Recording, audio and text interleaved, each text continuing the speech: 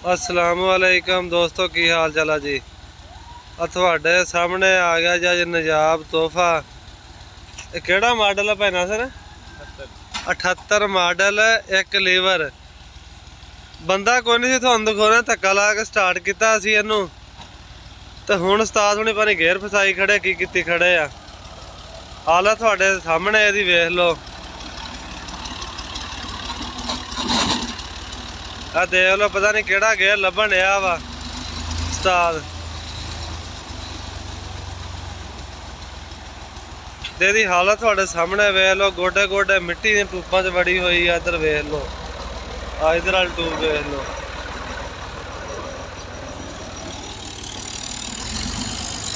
आ ना कोई कप कुप है गया तो हालत वेख लो ਇਹਦੀ।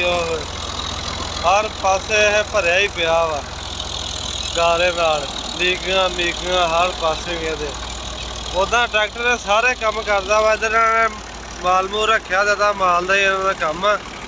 पट्ठे पुट्ठे बिजले दे माल आ। वेख लो सोहना साडा बनाया माल का भी माशाअल्लाह। विच ही आ पानी वाली होदी, उधरों पट्ठियां पुट्ठियां वाला सिस्टम भी। आ जानवर खुले आ, इधर वाले जेहड़े चोंदे आ दुध लैदा वा। उस्ताद जी गेयर फस गया। ये धक्का स्टार्ट आ जी, तुहानू दस्सिया वा कि हुण अपने स्टैंड ते लग रहा सवेर वास्ते कि सुबह नूं कल्ला बंदा भी 1.5 रुपया धक्का ला के स्टार्ट कर दूगा।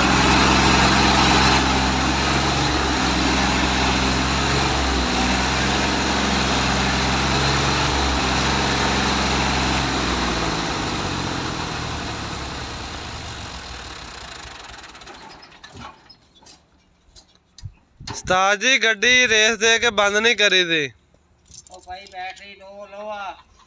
बात तू वैसे रेसा देना, रेस दे के नहीं बंद करी थी। ये तुम दस दवा वेख लो जी। इन्हों का कम आ गड्ढा बनाया तो आ हुक वेखो, वो टॉप लैंक नहीं किल होंदा। आ वेख लो वही है ना, ओदी हुक बनाई आ।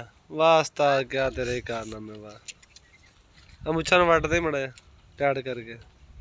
ये आ भाई हुणे ड्राइवर आ इस जॉन्डियर दे।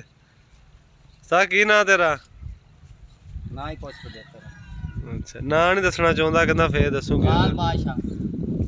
कबूतर शबूतर भी रखे उस्ताद ने। वीडियो बना के दे। चल अंदर आ मेरे वाला सैटअप आ। थोड़ा जिहा पानी गंदा होया पिया अजकल, हरियाई जी आ, नवा पानी नहीं पाया। तो उस्ताद ने सवेर की तैयारी कर ली है ट्रैक्टर की। तो उम्मीद है कि थानू अज दी वीडियो पसंद आई होगी। साडे चैनल नू सबसक्राइब करियो तो वीडियो नू लाइक करियो।